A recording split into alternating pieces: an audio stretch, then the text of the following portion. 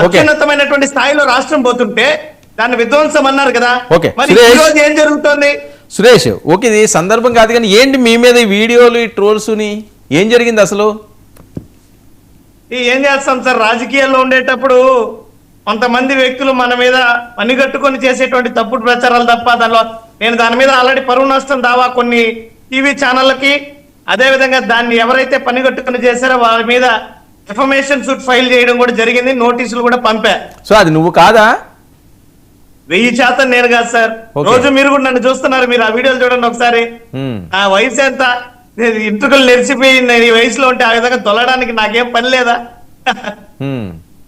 అన్ని కట్టుకొని చేసేటువంటి ప్రచారాల పట్ల నా మానసిక స్థైర్యం దెబ్బతిన్నదు. ఇలాంటివి ఎన్నో ఎదుర్కొనే వచ్చాం. దగ్గర 17 సంవత్సరాలుగా రాజకీయాల్లో ఉన్న విద్యార్థి దశ నుంచి పోరాటం చేస్తూ ఎవరు చేస్తున్నారు మీ అనుమానం? ఎవరు చేస్తున్నారు అంత కక్ష, అంత పగ ఎందుకు సురేష్ మీద?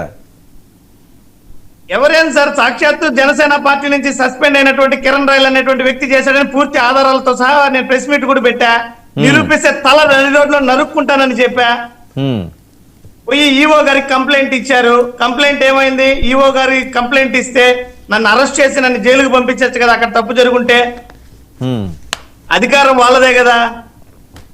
ఓకే, కేవలం నాకు మొన్న ఈ మధ్యకాలంలో స్టేట్ పార్టీ ఆఫీస్ నుంచి నాకు పదవి అవకాశం రావడం, వరుస పెట్టి నా మీద రాజకీయ దాడి చేయడం, నన్ను వ్యక్తిగతంగా ఇబ్బంది పరచాలని చూడడం, ఈ రకంగా చేస్తూ పోతే నాకు ఎటువంటి ఇబ్బందులు. ఇప్పటికీ 5 కేసులు పెట్టారు, 1 కాదు 2 కాదు. అతను ఈ వ్యవహారాల్లో 1 రుజువు చేయలే.